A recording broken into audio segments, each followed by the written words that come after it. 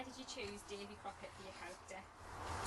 Well, it's not a long story, but when I was younger, we used to have S-hotels, you know, and we used to wear them on the back of our hats. Plus there was a Davy Crockett story on television, and I liked that. It was interesting to me, and I followed it, all the little series that were on every week, like, you know.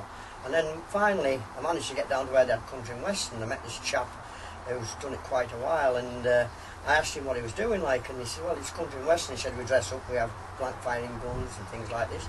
I said, well, that's interesting, I fancy that myself, like.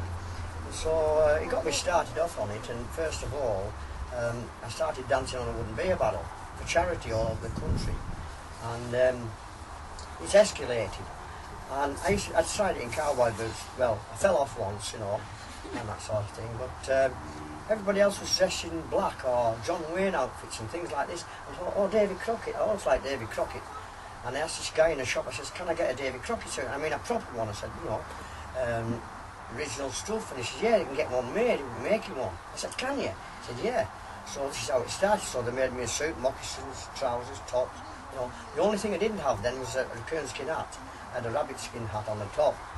And anyway, so I started dancing on my barrel, and I danced in my Davy Crockett suit, plus the suede boots on the top of the barrel. It was dry and I never slipped at all, and I could dance around the edge of it, anything you wanted. And so that's why I decided to become Davy Crockett. And since then it just escalated, and I go all over the place, I dance, I play my tambourine, and I'm just a bit of a character all round, like, and totally enjoy it. Lovely people, help you, if you're stuck they'll help you, any trouble they'll help you, you know, can't go wrong. No fighting, nothing, brilliant. So how much did your outfit cost then? Well, it varies from shop to shop, as you know, things go up and down in price. The outfit I've got now, I think the trousers are about £100 and something, the shirt is about the same. The moccasins now are about 70 quid, maybe a bit more, you know. The hat, eventually, it took me 10 years to find out where to get one, proper raccoon skin hat. I got it on the black market, I got it within 7 days and it cost me £100. A couple of years ago I bought one off a friend, I got that for £40, so I've got two now. But this is the first one I ever got, you know. So your gun, can you tell us a bit about your gun? The gun, well, that's another story. As you know, David Crockett was always telling stories when he was young and growing up, about campfire and that. I had some friends that had gone camping one year, and they come back and they were a bit skint, and they said they had a gun to sell. And I said, well, I'll have a look at it, like, because he said it looked all right with me, David Crockett suit. Anyway, he brought the gun in, and I had a look at it, and I said, how much do you want for it? And he said 50 quid, and that was it. Now, David Crockett had a brown vest, which is quite long. In fact, the brown vest is taller than I am, because I'm only 5'2½". And I thought, well, that'll just do for me, just do it up to that. So I bought the gun off him, and I've had it ever since, you know. An antique dealer says he'd give us £1,000 for it. It's a 17th century Spanish black powder firing rifle. But it looks the part, you know, which is okay. So which life do you prefer? Oh, this one, it's fun. I'm doing what I used to do when I was a lad, you know. Like I said earlier, I've got David Crockett's autobiography, and when you look at it, he did exactly the same as I did when I was a lad. He walked through the woods shooting squirrels, rabbits, whatever. Only thing, when I walked through the woods with my hat on, I didn't have a gun, I just had a bayonet. And so I didn't get anything much apart from trying hard, you know. So I did more or less the same things, yeah.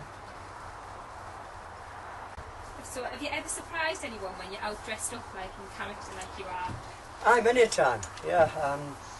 When I was down at Morecambe, I eventually became compere at Crazy Horse Saloon, which was a fantastic place. It used to hold about 400 people, and they had country and western nights on it, and I was a member of the Morecambe Raiders Country and Western Music Club then. And where I stayed, I used to walk from where I stayed with all my gear on and my rifle, right down the main street, and people sort of stop and stare, you know. And you get all sorts of comments, as normal when you dress up, you know. It's like party goers dressed in funny outfits, and people say, oh, look at that clown and this sort of thing, you know. One instance was, I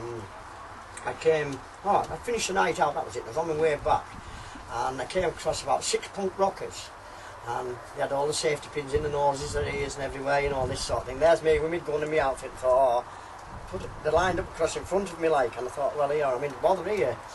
And I sort of turned around and said, what's this stupid outfit you've got on, like, you know, and I said, stupid outfit. Oh, I said, I'm David Crockett, country western, like, you know. Well, we think you look stupid. So I said, look, I said, you've got earrings stuck in your nose. I said, you've got them fast in your ears and through your lips. I said, you've got trousers on that tight, you're probably squeezing your legs off. And you call me and say, I look stupid. I said, what about all you look like? And I said, just stop and think. I mean, and they stopped and, oh, you're right, really. Aye, we're doing what we do, you do what you do. You do. I said, exactly. Right, great. Next day they bought me a pint in the pub, believe it or not. You know, I thought I was in for a passion that night, like, you know. But no, I never have any hassle at all. So do you miss any of your home comforts from the No. real world? No. It's his own comfort. It's own comfort doing what you're doing, it. Some people can't do what I do. Some people are frightened to do what I do. Some people won't let the hair down, you know. You've got to do what you want to do. It's part of your life, you know. So how important is authenticity while you're here? How important is authenticity while you're here? It's important to Wild West Legends and myself, because a guy said to me once, he said, look, if you're going to dress up as a cowboy, you should get the right stuff. Don't be a plastic cowboy. No disrespect to any lads that dress in fancy shirts and that, but this is what he was talking about, you know. So what are the future plans for the group, or what are your future plans? Well, we're building this small town down here, and when it's all done, hopefully people will be able to come and see it and see what an original cowboy town looked like 1850s. Because don't forget, like, cowboys weren't here that long. It's only like 1850s era, and then they were gone again, you know. And once it's built, they come and have a look. I mean, everybody's buying originals or near original stuff. You can't get exactly original stuff, but mostly like oil lamps, paraffin lamps, things like that, you know. Woodwork and where they're built, the cabins and things like that, it's mostly nearly authentic, like. I mean, it can't be exactly authentic because we haven't got the stuff they have.